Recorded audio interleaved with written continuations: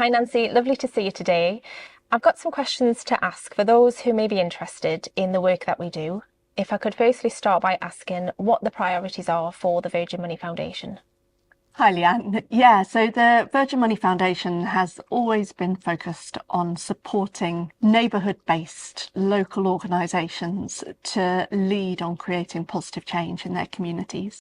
We talk about community anchors as the organisations that we typically fund, and they are exactly that, anchor points in a community that the community know well and trust. And those are the organisations that we prioritise our funding for. At the moment, launching in 2024, we brought out a new strategy which is focused on tackling digital poverty in those communities, because we know that not having the access to kit and connectivity makes a whole range of issues harder for those communities. So our key priorities at the moment are communities, funding community anchors, and specifically funding those community anchors to tackle digital poverty in their community. And what sort of organisations do we support? Like I said before, I think one of the key points for us is that an organisation we fund needs to be locally rooted. They need to know their neighbourhood really well. They need to be trusted by local people. They tend not to be big organisations. They tend to be organisations just focused on their community.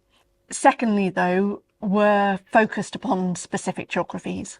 We've always funded in the northeast of England, and the northeast we take as being from Teesside all the way up to the borders of Scotland, and in addition to that, the city of Glasgow.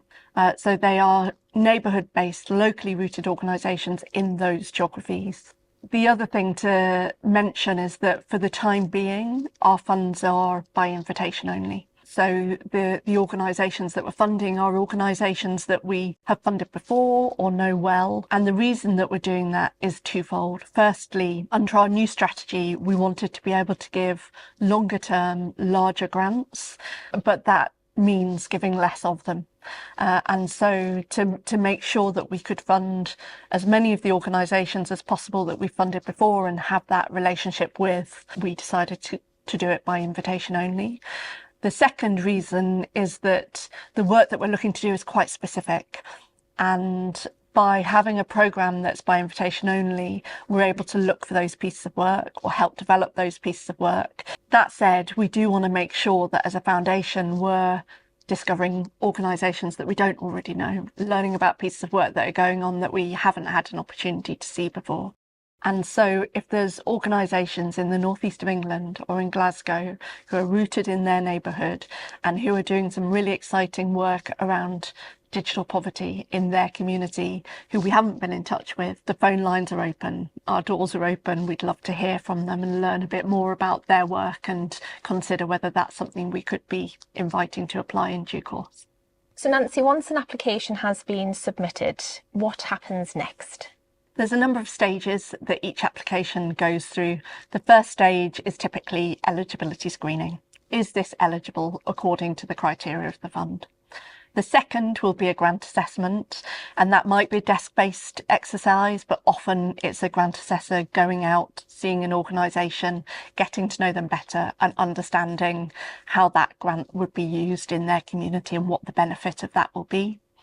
Once that's been done, a report is written up that goes to a panel of our trustees, and the trustees are the ones who have the ultimate decision-making power as to whether this is something that we can fund or not. In terms of timescales, the Virgin Money Foundation's funding panels meet twice a year. So the time of the year that the application is received will determine which funding panel it goes to. We really encourage applicants to get in touch with us when they submit an application, and we'll be able to give them an idea of when the next funding panel is and whether their application is going to go to that funding panel. I think the thing that is worth saying is that often there are many more applications that are of a good quality than we can fund, and so at different stages in that process it's not unusual for good applications to be turned down.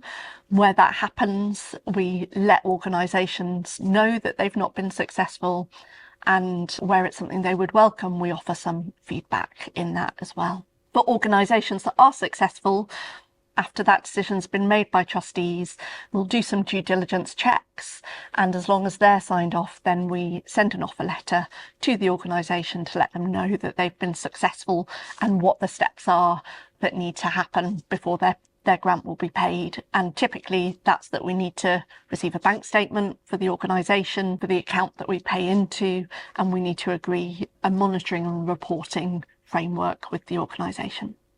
If somebody would like to get in touch with the foundation to discuss our funding, how can they reach out?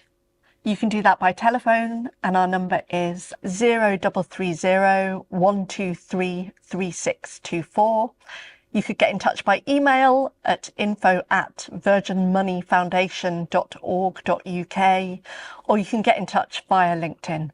We always love hearing from local charities about the work that they're doing, particularly work tackling digital poverty. So if an organisation is watching this and hasn't got all the answers it was looking for, or would like to talk some more, then we'd really love to hear from them.